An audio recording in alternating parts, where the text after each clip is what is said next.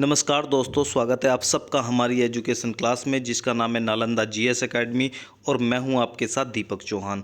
जितने भी लेक्चर हमारे आते हैं, अगर आप लोगों ने वो अभी तक नहीं देखे हैं तो सबसे पहले आप लोगों को देख लेने हैं, ताकि आने वाले जितने भी लेक्चर होंगे या फिर आज का जो लेक्चर है उनसे उन्हें आप कोरिलेट कर सको। तो चलते हैं अपने लेक्चर की तरफ और देखते हैं कि आज हमें क्या क्या डिस्कस करना है। उससे भी पहले आप लोगों को वीडियो को सबसे पहले लाइक कर देना है, दोस्तों को शेयर कर देना है। अगर आप चैनल पर नए हैं तो सबसे पहले आप लोगों को चैनल को सब्सक्राइब कर लेना है, ताकि आने वाले जितने भी लेक्चर होंगे उनके जो नोटिफिकेशन है वो आप लोगों को टाइम टू टाइम मिलते रहें। आप लोग जानते हो कि जब हम भारतीय संविधान के बारे में पढ़ते हैं तो उसकी जो प्रस्तावना है उसमें बहुत सारी चीज़ें दी गई हैं। एक सूची दी गई है जिसमें ये कहा गया है कि जो भारतीय संविधान है वो कैसा संविधान है। यानी कि जब हम उसे पढ़ते हैं तो सबसे पहले हमें उससे का जो इंडेक्स होता है या कुंजी होती है वो हमें प्रस्तावना के रूप में मिल जाती है। उसी में देखकर हम पढ़ते हैं कि भारतीय संविधान में क्या क्या बातें कही गई हैं, हमें क्या क्या चीज़ें देने की इसमें बात कही गई है। जैसे हमें समानता, 2 प्रकार की समानता देने की बात की गई है, 3 प्रकार का न्याय देने की बात की गई है। उससे भी पहले हम कुछ चीज़ें पढ़ चुके हैं, जैसे प्रभुत्व संपन्न जो भारत कैसा होगा, कैसे भारत की कल्पना जो संविधान निर्माता थे उन्होंने की थी कि जो भारत होगा, आज़ाद भारत होगा, वो प्रभुत्व संपन्न होगा, धर्मनिरपेक्ष होगा, समाजवादी होगा, लोकतंत्रात्मक होगा, गणराज्य होगा। ये सारे के सारे जो टॉपिक थे हम कवर कर चुके हैं। आज हम जो बात करने वाले हैं, हम न्याय की बात करने वाले हैं। भारतीय संविधान में ये क्वेश्चन पूछा जाता है कि संविधान में कितने प्रकार के न्याय की बात की गई है। तो आप लोगों को पता होना चाहिए कि संविधान में 3 प्रकार के न्याय की बात की गई है, जैसा मैं आप लोगों को संविधान की जो प्रस्तावना है उसमें दिखा देता हूँ। ये देखिए, सामाजिक, आर्थिक और राजनीतिक न्याय, यानी कि हमें या भारत के जो लोग हैं उन्हें 3 प्रकार का न्याय देने की बात भारतीय संविधान करता है। सामाजिक, आर्थिक और जो राजनीतिक न्याय है उनकी बातें होती हैं।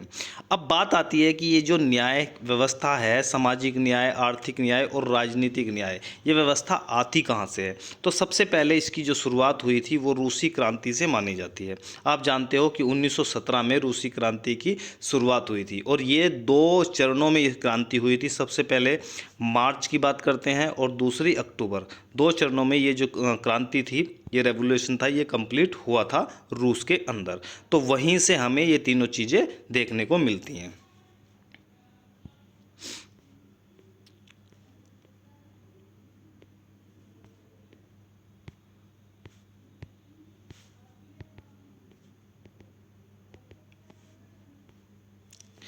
भारतीय संविधान में न्याय के प्रकार, जब हम बात न्याय की करते हैं तो भारत की जनता को भारतीय संविधान के द्वारा 3 प्रकार का न्याय हम पढ़ चुके हैं कि 3 प्रकार का न्याय दिया गया है, सामाजिक न्याय, आर्थिक न्याय और राजनीतिक न्याय। ये तीनों जो न्याय है वो हमें कहाँ से मिलते हैं, 1957 की रूसी क्रांति से ये लिए गए हैं। अब इनकी सुरक्षा की बात आती है। अगर ये तीनों के तीनों न्याय भारतीय जनता को नहीं मिल रहे हैं तो वो भारतीय जनता अब कहाँ से जाकर ये न्याय लेगी। अगर आप लोगों के साथ में समाज में भेदभाव किया जा रहा है, आप लोगों को न्याय नहीं मिल रहा है, जस्टिस नहीं मिल रहा है, तो आप जाओगे कहाँ। तो इसका प्रोविज़न भी तो कुछ ना कुछ किया होगा ना संविधान निर्माताओं ने। तो इसका जो प्रोविज़न किया गया है वो 2 भागों में किया गया है। पहला, जो संविधान का भाग 3 है, यानी कि फंडामेंटल राइट, हिंदी में क्या बोलेंगे, मौलिक अधिकार, आर्टिकल 12 से 35। अब ये जो आर्टिकल हैं इनमें सुरक्षा दी गई है इन न्याय की। आप जानते हो कि 14 से 18 तक हमें क्या मिलती है, समानता की बात की जाती है।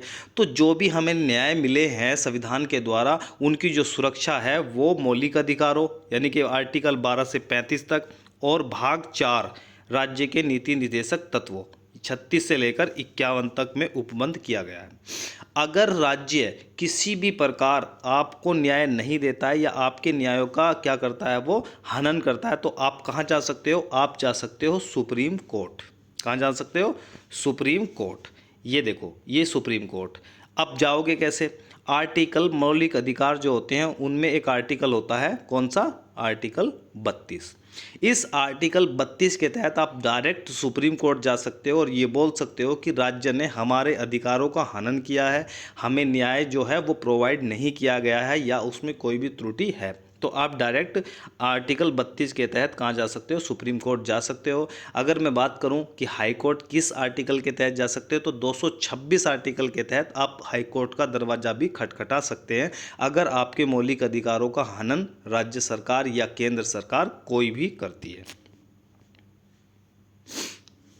ये देखो, न्याय की सुरक्षा की जब हम बात करते हैं तो मौलिक अधिकार कौन कौन से मौलिक अधिकार आप देखते हो, समता का अधिकार, स्वतंत्रता का अधिकार, शोषण के विरुद्ध अधिकार, धार्मिक व स्वतंत्रता का अधिकार, सांस्कृतिक और शिक्षा संबंधी अधिकार, संवैधानिक उपचारों का अधिकार। ये संवैधानिक उपचारों का अधिकार क्या है कि आपको उपचार मतलब क्या होता है, एक तरीके से ट्रीटमेंट कहाँ मिलेगा आपको, सुप्रीम कोर्ट मिलेगा। कौन से आर्टिकल के तहत, 32 आर्टिकल के तहत। दूसरा है राज्य के नीति निर्देशन तत्व। इनमें भी बताया गया है कि राज्य जो है आप लोगों को क्या देगा, न्याय की व्यवस्था करेगा, सामाजिक न्याय, आर्थिक न्याय और पॉलिटिकल न्याय, जस्टिस की बात करते हैं यहाँ पर। ठीक है, अब ये जो मौलिक अधिकार हैं, अगर इनका उल्लंघन होता है तो आप सुप्रीम कोर्ट जा सकते हो, अगर इनका उल्लंघन होता है तो आप सुप्रीम कोर्ट नहीं जा सकते हो। ये राज्य को सिर्फ निर्देश देने के लिए कि राज्य अगर कोई नीति बनाता है तो उस नीति को बनाने से पहले राज्य को एक निर्देशक, कहते हैं ना एक डायरेक्टर है, कोई मूवी अगर शूट होती है तो उसमें क्या है, एक डायरेक्शन देने के लिए डायरेक्टर होता है, जिसे निदेशक कहा जाता है कि भाई ये काम ऐसा करो, ये काम ऐसा मत करो, तो वो डायरेक्शन देता है। उसी तरीके से जो ये भाग 4 है राज्य के नीति निर्देशक तत्व, ये बताते हैं कि भाई आप लोगों को जो नीति बनानी है वो ऐसी नहीं बनानी है, आप लोगों को ऐसी बनानी है, इसमें ये चीज़ डालो, ये हमारा जो राज्य होना चाहिए वो कल्याणकारी राज्य होना चाहिए। तो बहुत सारी चीज़ें इसमें दी गई हैं। सामाजिक जस्टिस की जब हम बात करते हैं, पहला जस्टिस देख लेते हैं, सामाजिक जस्टिस या फिर सोशल जस्टिस। समाज में हर व्यक्ति के साथ में जाति, रंग, धर्म व लिंग के आधार पर कोई भी भेदभाव नहीं किया जाएगा। यानी कि अगर किसी भी समाज में कोई ऐसा व्यक्ति है जिसे आप देखते हो कि इसे कुछ विशेष अधिकार मिलने चाहिए, तो ऐसा समाज में नहीं होगा। जैसे आप लोगों ने देखा कि एक व्यक्ति है, इसे तो कुछ ज़्यादा विशेष अधिकार दिए गए हैं, और जो पूरा गांव है उसके जो लोग हैं या शहर के लोग हैं, कहीं के भी लोग हैं, उन्हें एक तरीके से बराबर का दर्जा नहीं मिलता, इसे विशेष अधिकार दिए गए हैं। तो ये सामाजिक न्याय नहीं है। सामाजिक न्याय का मतलब ये होता है, एक लाइन में खड़े होकर आप बैंक से पैसे निकाल रहे हो, एक ही लाइन में खड़े होकर आप जो डिस्ट्रीब्यूशन सिस्टम होता है, आप देखते हो कि राशन बढ़ता है, यानी कि सरकारी सुविधाएं जो भी आप लोगों को मिलती है उसमें क्या होता है, आप लोगों को समाज में बराबर का हक मिलना चाहिए, बराबर की जो एक तरीके से पोजीशन है वो मिलनी चाहिए। रंग के आधार पर आप लोगों को से कोई भेदभाव नहीं किया जाएगा। धर्म के आधार पर कि आप किसी विशेष धर्म के हो तो आप लोगों को पानी नहीं पिलाया जाएगा, या फिर आप सार्वजनिक जगह पर एंटर नहीं कर सकते हो, आप ट्रेन में सफ़र नहीं कर सकते हो, आप विशेष बस में सफ़र नहीं कर सकते हो, आप सार्वजनिक जो कार्यालय हैं उनमें प्रवेश नहीं कर सकते हो, आप मंदिर में नहीं जा सकते हो, आप मस्जिद में नहीं जा सकते हो। तो ये अगर इस तरीके की चीज़ें आप लोगों के सामने आ रही है तो वहाँ पर सोशल जस्टिस की कमी है। लिंग के आधार पर यहाँ महिलाएं नहीं जा सकती, यहाँ सिर्फ जेंट्स जाएंगे, यहाँ पर जेंट्स नहीं जा सकते, यहाँ महिलाएं जाएंगी। तो बहुत सारे मंदिर भी ऐसे बने हुए हैं जहाँ पर जो महिलाएं हैं उनका जो एक तरीके से एंट्री है वो प्रोहिबिटेड की हुई है, तो वो सोशल जस्टिस के अंदर नहीं आता है। सोशल जस्टिस तभी है जब सभी लोगों को समान माना जाए। अब इसमें क्या है, जो एससी कम्युनिटी है, आप जानते हो कि एससी जो कम्युनिटी है उसका काफ़ी ज़्यादा शोषण अतीत में हुआ है, हिस्ट्री में ये चीज़ें हम पढ़ते हैं। तो अब इनके कल्याण के लिए हमें योजनाएं बनानी पड़ी। जो शेड्यूल कास्ट है या फिर शेड्यूल ट्राइब है, ओबीसी है, आप देखते हो, और महिलाओं, इनकी स्थिति में सुधार के लिए काफ़ी सारे कानून भी बनाए गए हैं। अगर इन्हें रिजर्वेशन मिलता है या इनकी हेल्प के लिए कोई कानून बनाया जाता है तो उसे सोशल जस्टिस से थोड़ा बाहर इसलिए रखा गया है क्योंकि इनका जो तबका है वो बहुत काफ़ी लंबे समय से जो है एक शोषण का शिकार हो रहा था। उन्हें ऊपर उठाने के लिए इन्हें थोड़ा सा जो चीज़ें हैं वो थोड़ी सी फालतू दी गई हैं, वो सोशल जस्टिस के अंदर नहीं आती हैं कि आप लोग सभी से जो है बराबर का दर्जा आप नहीं दे रहे हो। भाग 3 आर्टिकल 14 से 18 तक सामाजिक न्याय की व्यवस्था की गई है, जिसकी सुरक्षा आर्टिकल 32 में सुप्रीम कोर्ट के द्वारा की जाती है। राज्य के नीति निर्देशांक तत्वों की जब हम बात करते हैं तो जो आर्टिकल है 38, आर्टिकल 39, आर्टिकल 39A में सामाजिक न्याय की व्यवस्था की गई है। यानी कि आप लोगों को फंडामेंटल राइट, आप लोगों को DPSP, इन दोनों में ही जो सामाजिक न्याय है उनकी सुरक्षा का प्रावधान किया गया है। और करता कौन है? Supreme court. अब यहाँ देखो, यहाँ पर सोशल जस्टिस इक्वल है, यहाँ जो जेंडर इक्वलिटी भी आप बोल सकते हो। यहाँ पर अगर कोई महिला है वो काम करती है तो उसे अगर 100 रुपये मिल रहे हैं तो आप लोगों को अगर काम करते हो तो आपको भी 100 मिलने चाहिए, तभी आपका जो सोशल जस्टिस है वो इक्वल होगा। अगर महिलाओं को 50 रुपये या 80 रुपये मिल रहे हैं और जेंट्स को 100 रुपये मिल रहे हैं तो वहाँ पर सोशल जस्टिस की कमी है। सोशल जस्टिस समझ में आ गया। अनुच्छेद 38 थोड़ा सा और समझ लेते हैं सामाजिक न्याय को। राज्य के लोगों के कल्याण को बढ़ावा देने के लिए एक ऐसी सामाजिक व्यवस्था सुनिश्चित करने का निर्देश देता है जिसमें सामाजिक, आर्थिक और राजनीतिक न्याय राष्ट्रीय जीवन का सभी संस्थाओं पर व्याप्त हो। 39 में क्या कहा गया है? राज्य को लोगों की आजीविका के पर्याप्त साधन, यानी कि लोग क्या खाएंगे, क्या कमाएंगे, उन्हें नौकरी देना, ये सारा का सारा काम राज्य के ऊपर रखा गया है। पर्याप्त साधन, समान कार्य के लिए समान वेतन, जो मैंने अभी बताया आप लोगों को। आर्थिक शोषण से सुरक्षा प्रदान करने का निर्देश कौन देता है? 39 आर्टिकल, यानी कि डीपीएसपी में। अनुच्छेद 39 से समाज के गरीब और कमजोर वर्गों को मुफ्त विधिक सहायता प्रदान करना है और सभी के लिए न्याय सुनिश्चित करना। आप जानते हो कि अगर आप कोई क्राइम कर देते हो या आप एक तरीके से आपके खिलाफ कोई क्राइम हो जाता है, आप वकील नहीं कर पाते हो, तो गवर्नमेंट जो वकील है वो आप लोगों को प्रोवाइड किया जाएगा फ्री ऑफ कॉस्ट। तो ये एक तरीके से सोशल जस्टिस के अंदर आता है। ये अनुच्छेद सामाजिक न्याय की अवधारणा को और मजबूत करता है क्योंकि यह सुनिश्चित करता है कि सभी नागरिकों को न्याय तक पहुंच हो, चाहे उनकी सामाजिक आर्थिक स्थिति कुछ भी रही हो, चाहे वो गरीब भी रहे हों। ठीक है, यहाँ पर आप देख सकते हो, जब हम आर्थिक जस्टिस की बात करते हैं, आर्थिक न्याय की जब हम बात करते हैं, आर्थिक न्याय का मतलब क्या है? अगर सरकार के पास में जो भी रिसोर्सेज हैं वहाँ पर सभी लोगों की जो पहुँच होनी चाहिए वो बराबर होनी चाहिए।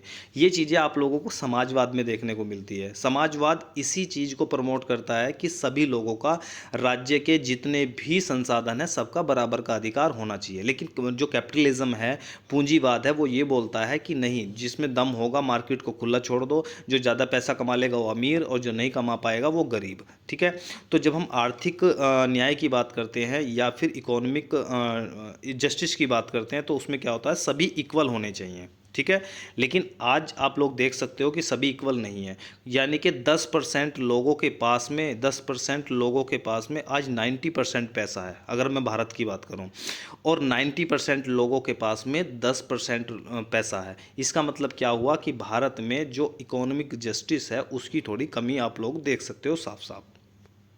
आर्थिक न्याय, आर्थिक कारणों के आधार पर किसी व्यक्ति से भेदभाव नहीं किया जाएगा। इसमें संपदा, आय व संपत्ति की असमानता को दूर करना भी शामिल है।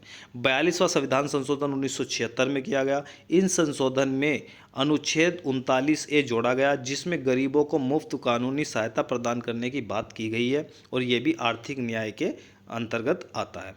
फिर हम बात करते हैं लास्ट में राजनीतिक न्याय, यानी कि पॉलिटिकल जस्टिस। आप जानते हो कि जब आप लोगों के गांव में कोई चुनाव होते हैं या शहर में होते हैं तो चुनाव में किसी भी व्यक्ति को ऐसे कोई भी प्रोहिबिटेड नहीं किया जाता है कि आप चुनाव नहीं लड़ सकते हो। क्यों? क्योंकि जो पॉलिटिकल जस्टिस है वो सभी को बराबर प्रोवाइड किया जाता है। आप एमएलए का चुनाव लड़ सकते हो, आप एमपी का चुनाव लड़ सकते हो, आप ग्राम प्रधान का चुनाव लड़ सकते हो, आप सभासद का लड़ सकते हो, वार्ड मेंबर का लड़ सकते हो।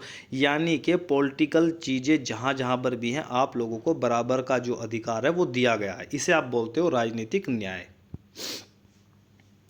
राजनीतिक न्याय, हर व्यक्ति को समान राजनीतिक अधिकार प्राप्त होंगे, चाहे वह राजनीतिक दफ्तर में प्रवेश करने की बात हो या फिर, ठीक है, यानी कि चुनाव लड़ने की बात हो। यानी कि जब आप चुनाव लड़ते हो तो प्रत्येक नागरिक, कोई भी नागरिक जो उसकी फॉर्मेलिटीज़ को पूरी कर सकता है, उसकी योग्यता के अंतर्गत आता है, वो कोई भी चुनाव, चाहे राष्ट्रपति का हो, एमपी का हो, उपराष्ट्रपति का हो, सब लड़ सकते हैं। इसीलिए इसे क्या है? पॉलिटिकल जस्टिस कहा गया है। ठीक है, ये रहा आज का लेक्चर। अगर लेक्चर आप लोगों को पसंद आता है तो लेक्चर को लाइक कर दिया करें, दोस्तों को शेयर कर दिया करें, और चैनल पे अगर आप लोग नए हो तो चैनल को सब्सक्राइब कर लें और बेल आइकन को भी आप प्रेस कर दें ताकि आने वाले जितने भी लेक्चर होंगे उनके नोटिफिकेशन आप लोगों को टाइम टू टाइम मिलते रहे। आज के लिए इतना ही, मिलते हैं नेक्स्ट लेक्चर में। जब तक के लिए दीजिए में इजाज़त। जय हिंद, जय भारत।